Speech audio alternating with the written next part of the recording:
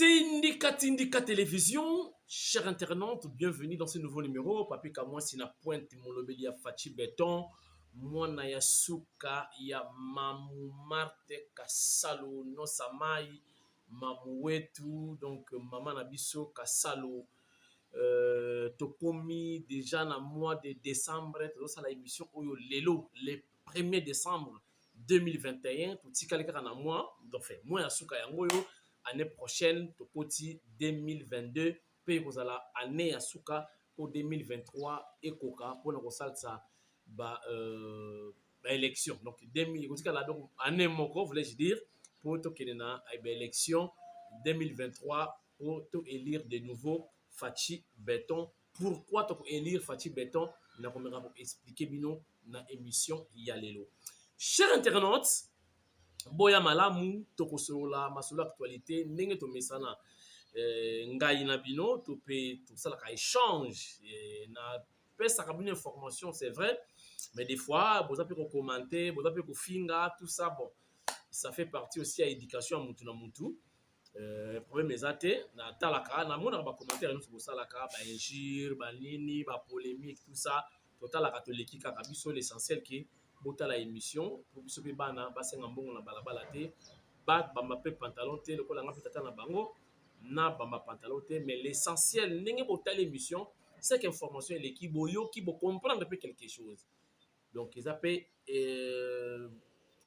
difficile ils a possibilité na convaincre bino nyonso ils appellent possibilité bino nyonso bolinga ngai ils a possibilité donc Jésus-Christ écoute bande kona yemoko banoko ba Moïse baraka ye ndeko na bango donc batie pena kuluna batie na Jésus-Christ baponi na bango kuluna atikala kokata bango machette mais Jésus-Christ a na croix voilà vinde yango wana mais ngala kosala musala na ngai na kosala kena pesa bino information ezaka c'est apprendre ou à laisser. Chers internautes, na émission donc tokosala na mois où il y a décembre tokoluka pe tozwa ba image ebele oyo eleki ya chef de l'état na ba image pe ya Nana Manwani na Kiumba ministre pour le président tolakisa bino ba réalisation na ba temps difficile oyo Fachi à franchir azali mobali abundi tokolakisa bino quand même ba réalisation na préférer ba image na kotia la bino mikuliza koya yango moko eloba donc que les images parlent d'elles-mêmes. Chers internautes de l'émission Les Notes Kolobanini, confusion sur l'armée ougandaise sur le sol congolais. Est-ce que réellement l'armée ougandaise bakoti to bakoti te? Ce qui bakoti pourquoi?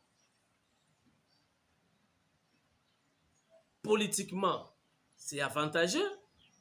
Militairement, c'est avantageux. Ou pas? On va essayer d'en parler dans cette émission. Mais déjà, na pese déjà alerte na batu nyonso baza na espace wana bande kote bota langa na este kuna côté ba ningre toki ba Uganda wana bakoti bo hésiter te bo dénoncer ba information nyonso boza kozwa kuna botindela ngai comportement ya ba soda Uganda wana soki réellement baza na terrain nyonso baza kosala botindela ngai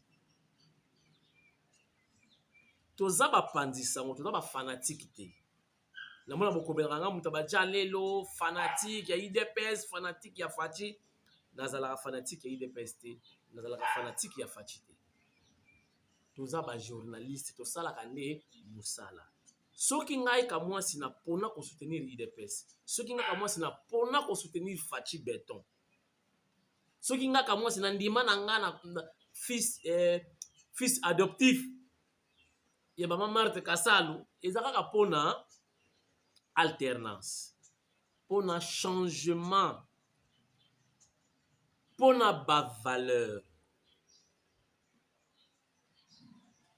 heureusement kuna za Kasaye te soma Kasaye bango balobaka voilà taliban boy na boy mais je suis Muntanda koko ya père Boka zimpasi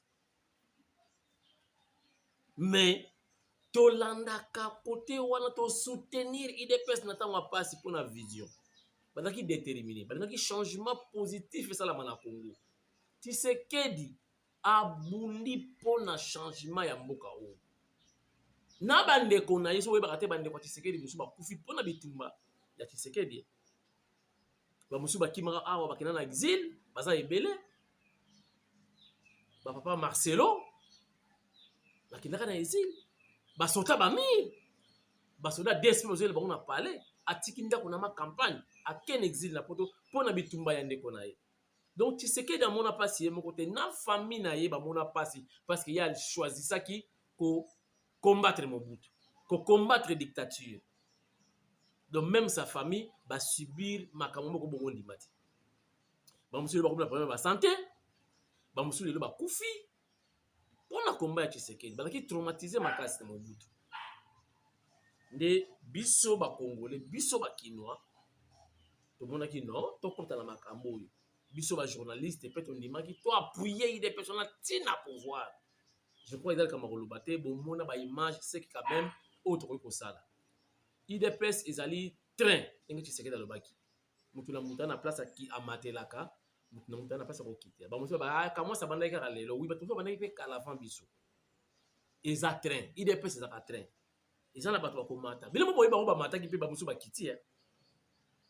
Ba mutu ba quitter ki avant pouvoir. Ba mutu ba quitter pe IDPS na pouvoir mais bazo quitter na bagarre. Biso tozaka na kata train tozo kende. Tozo accompagner IDPS. To le biti IDPS 100% bien. Fachi 100% bien te. Fachi pesa ka mutu lokola yo. Aza na ba qualité na ye, aza pe na ba défaut na ye. Kaka ndenge yo ozali. Kolakisa ke musapi mingi te. Poso zo lakisa musapi tala pe misapi do tala yo, c'est que yo moko poza mutu, aza pe na ba défaut. Mutu aza kaka saint. Eza kaka nzambe. Poso ki biso to komoka ba nzambe, ki nzambe ya nzambe esili. Hein? Ki bu nzambe ya nzambe esili. Donc faut biso tozala différent na nzambe. Pour ye azaka na ba défaut te, azaka na ba qualité. Mais biso toza batu, toza na ba défaut, toza na ba qualité. Chers internautes, bana déjà este bozo numéro na nga yango yo, ils a affiché 09 99 38 74 49 09 99 38 74 49. Donc, c'est juste pour peu savoir d'information makamozo le kakuna si réellement ba ogande ba kote. Namoni ba image moko ba yaneza ko tirer ba yana on ko kweya wapi zo bo banani. Ba obiwana. On en parlera dans cette émission. Nayebisaki bino ke bloc o esalami FCC la mukana basango et comment qu'il est kamususu. Et voilà lelo Senko Ambongo Chole bayebisi déjà la muka baya ko se cacher derrière la Senko te. Baya ko se cacher derrière Église catholique te. Oh. Donc bazalaki déjà. Mais ce que vous savez qui mvuka wana, il y a un objectif ni. Est-ce que c'est ça vraiment la mission de l'église dans un pays?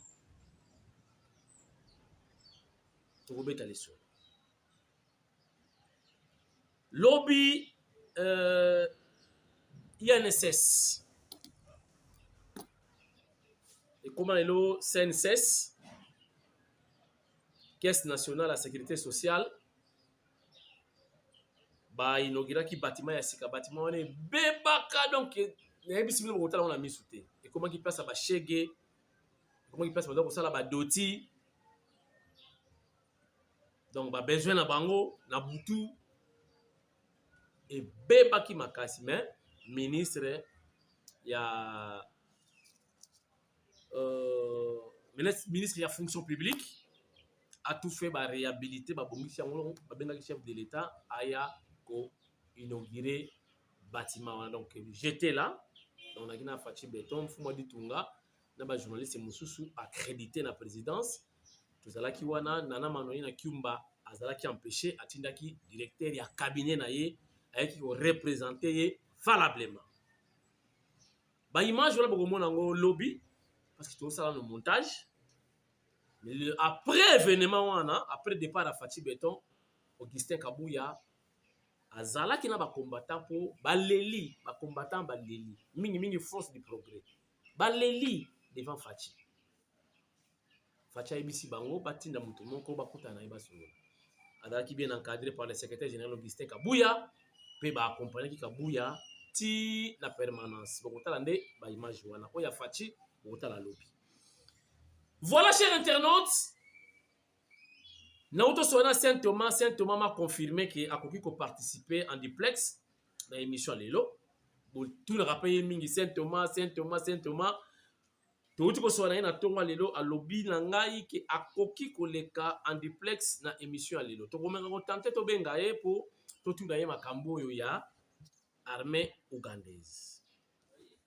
Parce qu'il y a des confusions. Balobi bakoti, bamusolo bakoti te. Balobi bakoti, bamusolo bakoti te. Batile nga ba image belé.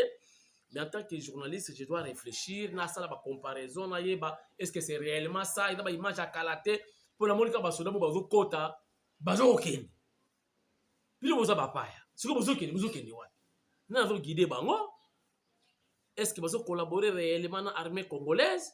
Batir na bango dali cadré. Est-ce que ça cadré te? Est-ce que politiquement, qu'est-ce que le pays gagne? La RDC. Et puis militairement, on essaie de réfléchir. On appelle Saint-Thomas, ceux qui ont à la dispo. Tous voyez, la Tindika télévision. Après ça, il détail par rapport à réfléchir. Alors, relativement à l'information, on est dans la confusion. Bamusu lobby. Bakoti. Bamusuwa lobby, bakoti. Mais ba image ça ebele. Chers internautes, ba ADF, bazali, ba originaire ya Uganda. Et ben, au lieu ba attaquer par na bango ningi ba rebelle bazalaka ki, ba rebelle, bodo ko attaquer par na bino, et bango ba ko attaquer na Congo. Pourquoi? Éviter. Pourquoi ba ko attaquer awa à la place qui nous a attaqué par là-bas. Alors, après événement Islam qui n'a qu'à Kampala, la bombe Betaki, ADF a revendiqué, a confirmé que Bisoto Betaki Borwa. Alors, la base arrière la banque allait on va collaborer dans la République démocratique du Congo, à la jonction, va attaquer ADF. Mais je crois que le Taki Makabdalba qui a une mission les kaki. Mais tout le monde dit que Bakoti. C'est l'homme information toujours que Bakoti. Il y a un besoin d'éléments précis na bato bazana ba frontière kuna isika soki bomoni ba armée ba soldat ya sika bazali ya bisote bot komela ngai na lombango bo benga nga na lombango bo pesa nga ba éléments na moni certainement il y avait en ligne te bo pesa nga ba éléments précis pour to surveiller liste likolo liste ba information tout bato ba yeba pour bazana ba soldat bakoti baina basité soki bakoti ya solo baina basité bon on a besoin basi est-ce que bako violer to bako linga basi na ndenga malunga est-ce que batir na bango action sur le terrain ils allaient contrôler par nos militaires nos officiers est-ce que lobby ko za la teke yo bakozonga les sous-te batikali awa. Et comme c'est une négociation, et comme une agression, et qu'on change de couleur. Est-ce que vous commentez que nos lobbies vont commencer à ba or, ba soda, on va comme exploiter ba or. Je me réserve de beaucoup de choses parce que tout ça dans le début dans ma kambwango, mais dans un a besoin d'informations na batu bazako. Na pesibino numéro bo bomba et l'autre côté boye bisabiso makambu nini ezako leka. Tout dans l'image où on est secrétaire général parce que c'est récent l'élément est récent total à dengenini secrétaire général Augustin Kabuya ba yamba qui est ba komisa qui na ba combattant après départ ya Faci Beton et puis total a to meka ko essayer ko compte en contact na Saint Thomas a meka ko pesa biso comment il y a de réfléchir par rapport ya makambo leka na est relativement na armée ougandaise. Total un élément oyo tozonga et puis tokota na kata masolo ango, tu metana masolo ya 5 et puis tu metana masolo ya bampioli eye la matane, ba Thompson, ya Fachi Beton pour na mabona année. C'est notamment la biso toi sur la Thompson. Donc tu vas mettre les solos tout à l'heure. Regarde.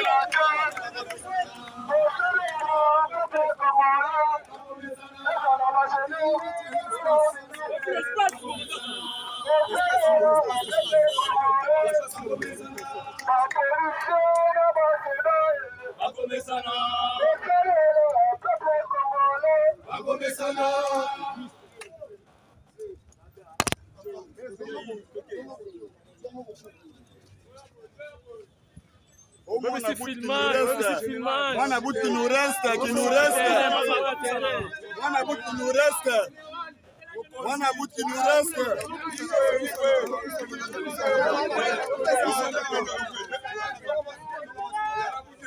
Batango ka bokende. Bozo yo bino ba filmante yo. Bino batanga ba série ta. Bino batanga ba film ta. Yo. Oh Simbi.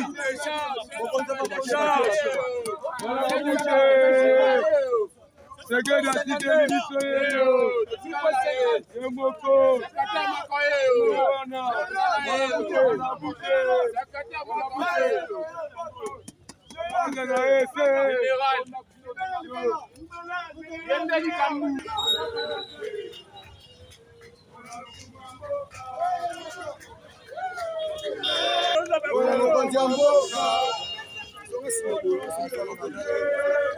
Topusanaka, o filme, o zongasima.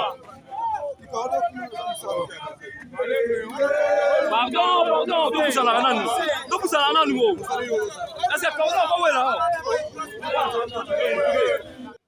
Voilà, donc c'était là le secrétaire général Augustin Kabouya et enfin dans tout de Saint-Thomas, Azala qui en ligne, je crois que crédit na méga. Enfin, en juillet, il a accepté donc de participer dans cette émission parce que parce que moi je n'ai pas de précision si réellement va continuer dans le canal d'information. Mais dans celui-là, Saint-Thomas Andimi a participé à l'émission après sa point de vue par rapport à ça, est-ce qu'ils ont avantagé ou pas? Donc Saint-Thomas est déjà en ligne, je crois, tous vous voyez, en duplex. Saint-Thomas, bonjour. Bonjour, Papi Kamwasi, bonjour, Tindika. Boni santé na yo, ça fait longtemps, tout le monde en a été. Santé na yo d'abord, ils ont et puis bayo kayo kala na Tindika, bazo la nao déjà à travers le monde. En tout cas, d'abord, on appelle ici les téléspectateurs nyonso, il y a Tindika Bambote et Belé, et on a profité, on a pesa na ba obaïbi, ba Congolais, ba frères patriotes, nyonso bazo landa biso, Bambote et Belé, je crois, les jours à venir pour s'organiser, Papi Kamwasi Nangaï, pour mon abisso, mais pour le moment, pour yo Kangaï Kaka. Voilà quoi, merci beaucoup, Papi Kamwasi. Ok, en tout cas, Saint-Thomas, on aébissio qui tout dans l'information moko qui fait couler beaucoup de salive.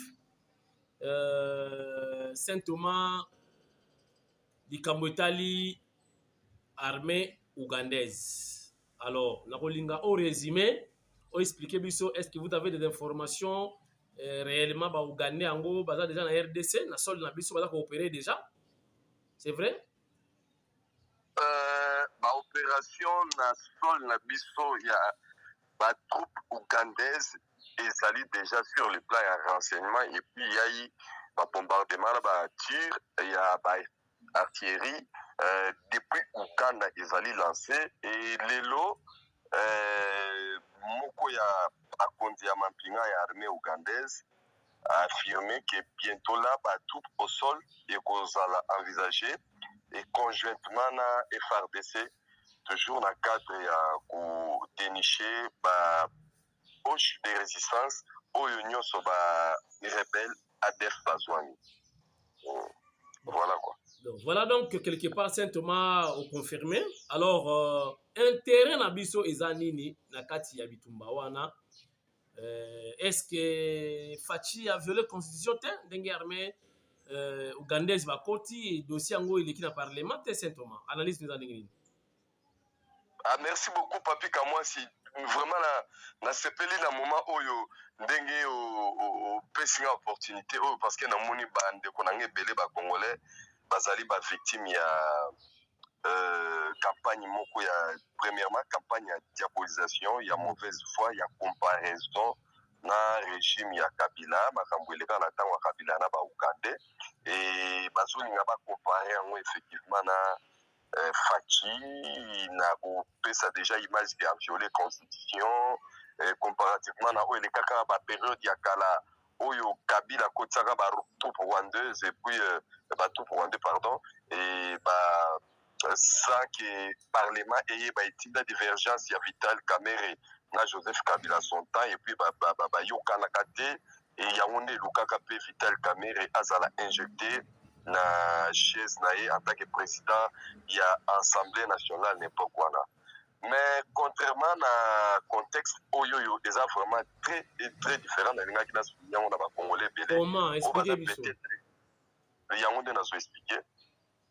Premièrement rebelle ADF il y a monté époque ya Kabila dans Museveni yokana je parle de Kabila Mouzé d'abord parce que Kabila Mouzé na Museveni na Paul Kagame constitué AFDEL pour envahir le Congo na esprit que bazolongola Mobutu na pouvoir dictature ba installer pouvoir aux arrêts à bango ya ba coalition na bango na ndenge ba yokana ka ba bango et après liwa ya Mouzé ezali tout ya Joseph Kabila continuer qui na ba même lignée puisqu'ils ont établi pour na Mouzé Laurent Désiré Kabila na yemoko Joseph Kabila bazaki ba rebelle ou bazaki soutenu militairement par ba troupes réguliers ya Uganda na ba troupes réguliers ya Rwanda et non ba rébellion à époque wana mais entre temps Uganda déjà bandakala azalaka bantécédent naye na bande koné ba Ugandais moko bazaki ba elera na ba ADF elera ezaki ya Joseph Kony et ADF oyo baza ko sala trouble actuellement maintenant ADF wana étant donné que bazali ba troupe ba rebelle Ugandais bafanda basali la base arrière na bango na République démocratique du Congo na mboka na biso contrairement na histoire ya ba rébellion nyoso ya monde après plusieurs années ADF baye ko se prévaloir comme rébellion moko oyo ezoluka récupérer pouvoir na mboka bango baza ko revendiquer to ko sala la rébellion na bango te mais ba se transformer en complicité na ba congolais ebele vu situation insécurité ezaki ko régner n'époque wana na ba création ba groupe armé ebele bango pe ba profiter ba continuer na danse alors ba commission ko sangana na ba congolais pona ko pomaka ba congolais pona ko zo ba minéraux pona ko créer servi na bango ba mouvement rébellion wana alors tant ba sali yango Fachi aye na pouvoir akuti situation wana ndenge wana situation moko tellement confuse c'est ainsi que Fachi a décrété état de siège. Quand Fachi a décrété état de siège et que FARDC continue dans il y a pour conquérir la localité, quelques territoires et les rebelles ADF va changer style. Comme il y a masse de la population et belé à biso congolais en otage, parce que les lavage à cerveau, comme ici rebelle na bango et ba congolais wana na tour na bango pe ba komi ko s'attaquer na ba institution établie en place ko sala ba tuerie ya ba propre frère na bango puisque mingi baza sous pression ya ba kondi ya ba ADF ndenge baza kotinda bango c'est ainsi que le même mouvement ADF ba ko se marier to ko sala alliance na ba terroriste ya ba mouvement islamiste oyo ba opérera déjà dans le nord de l'Afrique, plus particulièrement au Baouta, dans la Libye, dans la Somalie, dans Burkina Faso et consort ba créer ba lien. Alors na ba lien on a ba bandi siko formation ya sika ya ba terroriste na ba terroriste ba bandi ba système ya ba kamikaze premier pays oyo bango ba bandi ko sala système ya bango ya komekezala ki République démocratique du Congo peut-être ba tebeli ba si ba bosani ba explosif ya ba bombe artisanale pour ebetaki na ba église na ba beni na ba quelques localités boyokaki yango. Et c'est ainsi que troupe ya FARDC et réagissaki na situation moko terrible. Ba rebelle ba perdre ba position na bango mususu ba moni ba komi en difficulté ba komi ko tumba ba village ba komi ko kanga bato en masse ko bombarder ba véhicules ainsi de suite mais ba moni pe kaka ke malgré ça ba zo mona ke guerre eza makasi ba ko changer ba même rebelle wana ba sali c'est ba vu bala mboka ba journaliste ba médias mususu internationaux bazwi bango soki baopere na mboka moko bango moko bafilme batungi mboka wana basali bapesi bango information nde baokaka chaque jour 40 morts 30 morts bango moko bazocrée bapsychose même mais bamoni kaka le FARDC eza kaka makasi nde boye sikoyo pour la première fois baye kotraverse frontière sikoyo bake na mboka ya bango moko bake banda batanta na Kampala au cœur même ya capitale. Maintenant ere batata wana esalemi c'est ainsi que gouvernement ougandais il qu'on aimerait se sentir en danger parce que depuis tout ce temps, le régime ougandais, le gouvernement ougandais, il va se sentir en danger pour rebelle mobile. Pour ça, l'attaque pas là-bas, on place à conquérir le pouvoir. Par contre, les rebelles, à Bombarane, à Mborane, on a salé la base arrière. On est à la caté. Alors, elle, Bamoni, sur les rebelles a changé de méthode, on s'attaquait pas là-bas, Bamoni, Bamoni, pouvoir, Bamoni, comme déranger. C'est ainsi que font la discussion, na gouvernement congolais pour que ba mener ba opération conjointe de façon que bango ba ebipe moi ba façon bande kona bango na ba opération ba koki avec ensemble na FARDC ko éradiquer le kwana étape ya état de siège autosali na yango. Alors comment ba troupe wana ndenge ba côté est-ce que l'institution nous établi baza au courant? Je dirais oui. Pourquoi na lobby oui? Parce que d'abord les deux provinces, elles à la Ituri, elles à la Nord Kivu, elles à la province, elles à l'état de siège. Chaque fois, ce qui va prolonger le mandat à l'état de siège, le gouvernement a recourir toujours à deux parlements réunis, le Sénat, l'Assemblée, pour que ça avale na bango et le Kouana et Salema. En dehors de ça, le président de la République, avec les deux présidents, il y a deux chambres, Bazali n'a pas entente normale, cohésion et Zamakas, et puis, Bangonio so Bazali déterminé par rapport au contexte actuel où il s'avérait que guerre actuelle, et la guerre moko asymétrie, autour de terroristes, bazaba ennemi toye banina bangote. Ba s'infiltrer totalement dans la population, na biso kokuta na balie ya ba adefona, ba député na biso Bazali, ba sénateur na biso Bazali, ba député provinciaux Bazali, ba parti politique à opposition mini Bazali, na bato na bango balingi continuité wana, na y compris na bato histoire kala ya FCSD, balingi désordre wana za la po ba ebele bazo profiter, ba opérateur économique, ba diaspora mususu boyo kaka, autrefois ba kani diaspora moko utaka depuis Canada, na kata Ituri, aya mené opération formée ba rebelle. Donc déjà comme ça, bazo profiter nelo komoko ya sanité sous prétexte pour que les Congolais aient un problème particulier. Au Baïnéna, on a tribu Balouba Bandakala. Maintenant, elle profite par rapport au rôle de Félix Aza Moulouba, Congolais, Moussouba, c'est la Tepoïka Azaga Moulouba. Et maintenant, profite dans cette histoire pour faire n'importe quoi, déstabiliser Mboka. Maintenant, papi, comme moi, si on a rappelé à Congolais, nous sommes en Abisso, que au Kukuta, nous sommes aussi les Kambango, à Tamokota, c'est la solution. Et ça, si vous avez grave pour les Kala, Soko Conté, depuis Afdel Kota, ba millions de morts, il y a des Congolais, il y a des état de siège, parce qu'aucune personne, aucun Congolais souhaite que les Congolais soient mais pour la paix, il y a que des sacrifices, les autres, les Congolais, faut pas bunda. À la place, les mêmes Congolais, qui sont critiqués, là où les FARDC fait des prouesses, récupèrent des territoires, fait la conquête, déstabilise beaucoup de groupes armés. Oh, bah, soit même pour remettre Mindoki. Pas Congolais, on sait qu'on va réagir, on a bâti qu'on a relayer information, il y a positif ou anaté. Bah, on va dire pour le cas de l'information, il y a très négative dans le cadre de la diabolisation. Il y a un moni, bah, oui, tourner, or, contexte, oh, Kabila, n'a pas de connaître Afdel, bah, rebelle, ne bah, n'a pas Mousseveni, na ba Kagame ezali Fachi te parce que Fachi aza rebelle te de aza militaire te ye azosala un esprit patriotique pe baza kopesa information soko landi porte-parole ya gouvernement porte-parole ya FARDC a confirmé pe apesi ke ezali te ke batroupe Uganda bakoti ne bakotaka série ya guerre ya Kisangani te ezali te ke bakoti série bazosala bakor na Kabila te oyo ezali ba opération conjointe bango bazo kolanda mutu na bango parce que batu na bango ok tout région ya Grand Lac il faut ekoma na kimia pour méthode to mode operandi oyo ba rebelle ya ADF babandi ezali oyo bato ebele bazotiela bambanga wana te po bango babandi nde biloko toyokaka pa ba arabe ya kotia babombe ya bakamikaze ya baexplosif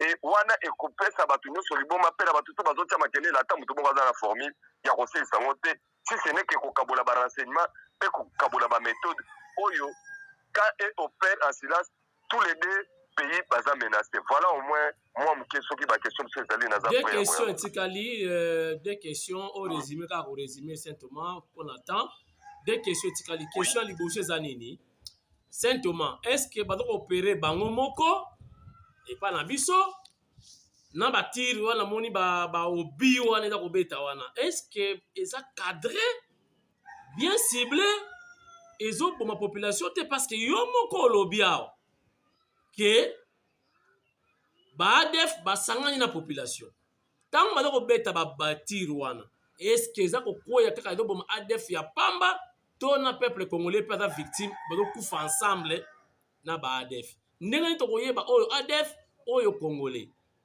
Bon, deuxième question. Est-ce que makambo oyo ekozala te ke basoda wana baye ekomi kozonga ekomi problème ekomi tokozonga te oyo tosinaka bapapier oyo tozwi ndema mabele oyo ekomi banégociation Saint-Thomas on a peur parce qu'on a tout vu dans ces pays. Voilà. Deux questions sur faut pas confondre.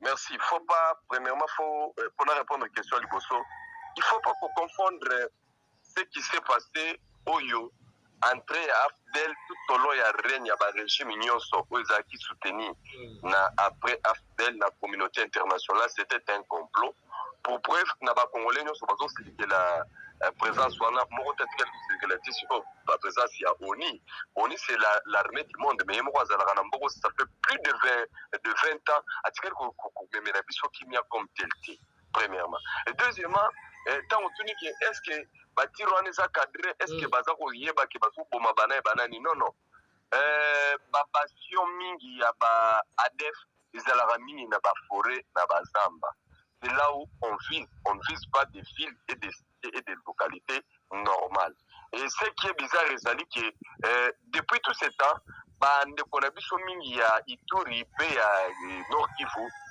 mingi batikali kozala sincère te mpona collaborer to coopérer na FARDC. Vous allez comprendre que na ba dernière nouvelle ebele otaki koleka na porte-parole ya FARDC azaki ko signaler na biso que bazokanga ba chef coutumier bazovandisa ba ADF bazokanga ba opérateur économique baza lié na ba ADF bazokanga bato ba taxi moto ebele baza ba lié na ba ADF bato ba taxi ya ba moto ainsi de suite. Donc la plupart de la couche sociale baza infiltré et baza infiltré mingi baza infiltré wana na ndenge nini mingi bakota yango na ba volonté na bango te mingi bakozala baleva bandeko na bango bakoti bango par contrainte babanda koopérer ba opération na en réalité ce sont des traîtres mais comment tokosisa bango pe ko seule façon kosisa bango ezali kokende au cœur ya cerveau oyo eza organiser l'opération et c'est quand on va s'attaquer au cœur du cerveau et au cœur du cerveau comment y parvenir à travers l'échange à renseignement il y a des armées n'a pas positionnement il y a attaque je crois que ça ne se fait pas il y a pas baboué il y a aussi des drones qui sont mis en contribution pour que renseignement est à la fiable mais c'est après les opérations lorsqu'on viendra faire maintenant l'évaluation on saura maintenant les bilans. Est-ce qu'il y a eu des paisibles citoyens ou des paisibles civils qui ont été attaqués? Ça, on les saura. Parce que, na Ituri, par exemple, na tuerie au Tchèque, na localité moko trop. Donc, ils ont d'abord place sur Batouba qui Bitumba. Bakaya ba réfugiés. Mais vous voyez, ma propre frère ba congolais. Parce que, par exemple, rébellion à Bakodeko, na ba congolais. Mais ba congolais, la place bazali ba réfugiés. toza na kati ya toyiboyi wana oyo nyonso ekosila bie kaka après opération nyonso nde tokoya kosala baévaluation toyeba yai combien oyo bakufi côté population yai combien oyo bakufi côté baadef et même côté armée. Il va y avoir aussi des pertes parce que ça dit guerre, et ça dit minduki. Eza guerre à bato boye bani boye bien te que auto distinguer par ba uniforme eza ba infiltrer eza ba terroriste, bazala ba méthode belé, mais c'est que ciblé eza plus ici ka bazali ko bête la ba roquette au cas où ce qui y avait des Congolais ba kangama ki en otage eza ki kana bango voilà babimi ba bouclier, c'est qu'on ne souhaite pas, mais ça fera peut-être partie, il y a pas de dérapage. Mais ce qui est plus important, c'est avoir une paix durable cette fois-ci avec détermination d'un chef de l'État, le baki qui est état de siège et qu'aussi la kakamukolo kimia et kokota. Voilà au moins ce qui est plus important.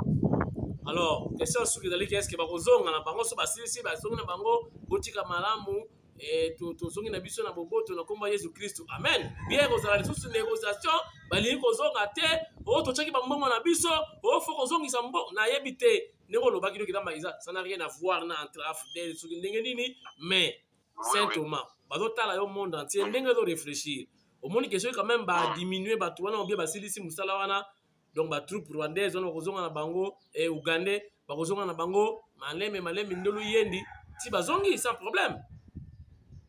Oui, je rappelle à tout le monde que premièrement il faut comprendre yango par rapport au contexte au Bayeli.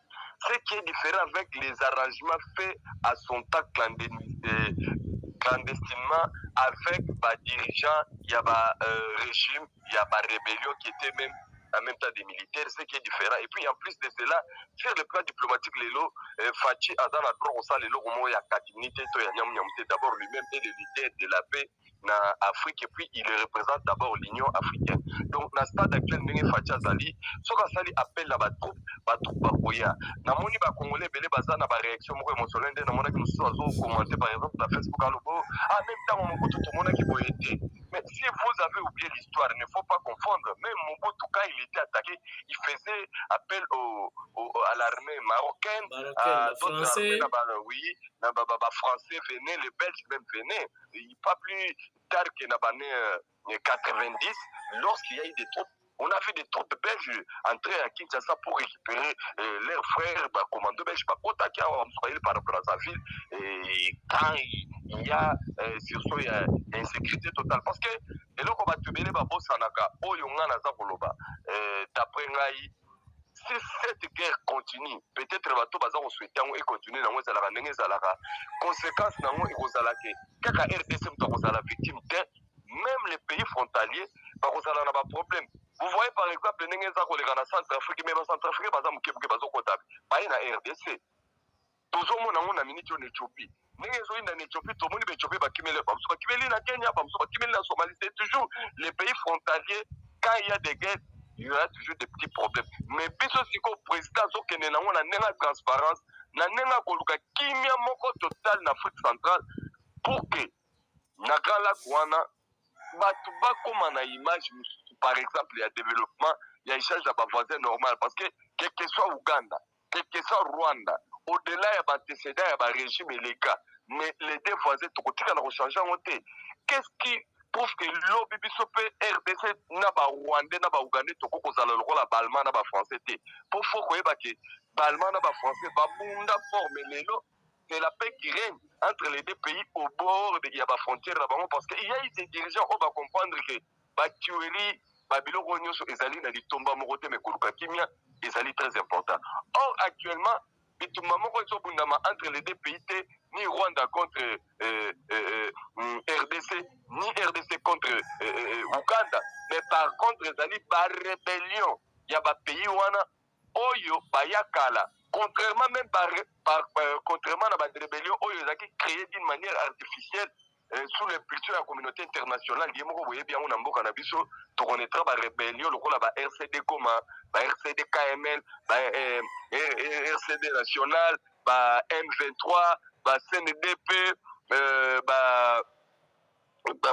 maïmaï soki ndenge biloko ebele ezala bagroupe ebele banda kaka guerre ya AFDEL côté na biso na mboka na biso côté wana ekoma centre général ya ba rébellion et c'est sous Fati, on a conquis beaucoup de territoires, beaucoup de localités qui, durant tous ces vingtaines d'années, au régime, il y a Bande Kozaki en place, côté wana bato bazaki un homme libre na ba drapeau na bango na ba makambo na bango très bien organisé comme si baza na kati ya ba terre moko conquis et pourtant bisonde actuellement avec président Fati na patriotisme ozo régner na ndambu ya ba congolais aux bazali ba militaire ya FARDC en fait tokomi ko récupérer ndambu namo pour ne pas dire que ba dérapage ezangité na état de siège bisika oyo ba FARDC bazali ko contrôler par exemple na ville ya Kinshasa par exemple ezali capitale donc komona ke parfois ba policier baza na ba comportement moko soko ke na ba siat tout na ba sociat balakisaka bato même pas image que changement ekota ça faut aussi les souligner donc moi Bouzoberi eza nanu moi makasi mais eza ba processus moko avec l'état ekozala éradiquer maintenant tant otuni ke est-ce que bandeko soki esili bakozonga te je refuse de réfléchir négativement comme les oiseaux de mauvais augure balingi to réfléchir ndenge moko na bango c'est pourquoi naza kobeta se te korapele na bato ebele ke contexte ezali ya kochanger tous les dirigeants ya AFDEL ezala Kabila père ezala Kabila fils moko na bango te atikala kozala sur le plan diplomatique to na concert des nations a diriger Afrique au stade actuel ndenge Fati aza na monopole ya kozala président ya Union africaine eza kopesa ye basendance moko ya makasi pe eza kopesa force na contexte oyo pour que tous vraiment solution bala moko ya leadership moko agissante na ba problème to ya nango bato to balobaki que non on dirait FARDC eza faible jamais depuis tout bandaki état de siège tout ça qui appelle même Naba Kenyan Baya, mais vous avez vu que depuis tout cet établissement moko à travers FARDC tout ça à la fois plat Bakamunyoso. Ouganda bango baye ko solliciter biso tangu batanta esalemeli bango nde na ville la bango ya Kampala. Mais bamoni que présume na bango nde et comme plus menacé, yango moni ba surtout ki babi que non to mener na bango ba opération conjointe. Ce qui veut dire que il y a eu des discussions, il y a eu les tenants et les aboutissants. Oyo les deux le groupe Oyo Bazaki na discussion se rappelaki que bayebaki que cette affaire est tellement sensible et qu'il faut tout menango proprement conjointement sans peur ni vergogne parce que baza kosalango na ndenge moko loyal et lorsqu'il faudra bakende je crois que vous allez aussi annoncer officiellement ndenge peut entrer na bango ezali officiel voilà quoi. Merci Saint Thomas. Na remercier yo pour la disponibilité. Peut-être batebele batu nanga pe yo bosa so émission na Saint Thomas pourquoi Saint Thomas comment wapi mingi basenga nga pe numéro na yo voilà l'occasion et là surtout merci pour la information nabi qui nous fait couler beaucoup d'encre et de salive ndenge au PC position au éclairer batu alors pesa numéro na yo ya téléphone ba oyo bazaka toujours na besoin na yo ba ba perdant numéro na yo ba meka ko contacter yo to comme pe na bonne année tu as besoin pe ya ba cadeau ba sac ya loso ba mungwa mafuta crédit makamutu et ça la bien pour musala o ezaka pour musala ba musicien et ça na rapide la ta bien et ça na rapide tous à la en bonne santé Saint Thomas pesa numéro de téléphone to clôturer. Merci beaucoup Papi Kamwa. Nangaki pe na profiter de la même occasion ndenge olobi na pesa numéro na ngai ya telefone na bandeko ebele bazolanda nga na miniti oyo ndenge nayebisa nde bandeko ke bazalaka na baréaction moko émotionnelle te sensationnelle te et puis bazalaka na bolingo ya Congo na ya bacongolais e bakóma nano na image mpe positive ya mboka na bango bazalaka te eloko nyonso lokola Fati aza président so bayokaka te wana te esimba te eloko te bazala bamusike te bazongisa des pieds sur terre Congo ya baluba eza te Congo ya bangala eza te Congo ya bakongo eza te Congo ya baswahili eza te Congo ezali ya bacongolais nyonso mais dans l'unité nde tokodéveloppe mboka na biso bao baza na besoin ya basuggestion je sais que à travers eloko oyo bato ebele baprofitaka na bango bayebi ke bato mingi baa baignore alors oyo bakomisa mpe ignorance raison omoni baenfonce bango davantage mais ennemi ya makambo ngo nyonso ezali kaka ta Papi Kamwasi oyebi ntango nayebisaka yo ke na mboko to ana bato bakosaka te lokola Joseph Kabila na Fayulu lelo ta elakisi bato nyonso baki bato lokuta makasi bato na mibale wana to olobela onta to ozala nayo en face bato bamoni to solo yango voilà numéro téléphone ba continuer ko tuna mituna pe ba question pe ba question numéro na ngai ezali plus 243 89 510 39 59 plus 243 89 510 39 59 vraiment merveille na bandeko nyonso bakongole na monde entier balandi ngai merveille na yo papi kamwasi basacrifice osalaka mpona ekolo bato basalaka bapesaka bato batrophée falaki bapesa na bango ata yo momoni bakoma bavekle bayebaka te banani baza bapatriote tout ça ezaka nde na route de créer manque ya patriotisme mosala biso to tosalaka mbele nayebi te me talaka biso bakongole toleka mungu koleka likaya po ambassade yango wana peut-être esimbaka te me mikolo nzambe akotouche mitema na bango bayeba valeur ya mosala biso tosalaka na tondi botondi mwana mboka nzambe apambola yo pe apambola bandeko nyonso balandi ngai. Et Yokani Saint-Thomas, merci beaucoup. C'était là Saint-Thomas en duplex. Il a quand même accepté de participer dans cette émission avec nous. Boulandier, je crois, il a trop parlé. Là, on le bassou mingité. Pour chaque chose à son temps. Celui dans le Bible mingi et Koubé Bissamakamutu. Mais le Rob Sabino qui est Basango, RVC, Bandimi, Bango, Balobi qui va ensemble là. La Mouka ensemble dans FCC et pourtant ils ont raté. Ce n'est pas ça la mission de l'église. Et puis sur l'église, ils ont comme ça batunion sur les disciples de Jésus-Christ. Comme on Jésus Roya, on se va côté paradis. Voilà la mission de l'église, c'est-à-dire d'évangéliser. Côté abat, bozwa bangonyo sobaya bayo kanilo banzambe pour bakoma ba disciples na ngai nazana bango ensemble na mokolo ya suka. Mission ya église yango na mutako sabinote. Mais basango bakomela bango ba politique mena batalamuka baki ko senga donc compte na bango pa basango pourquoi basango ba trahir bako bake pa fachi.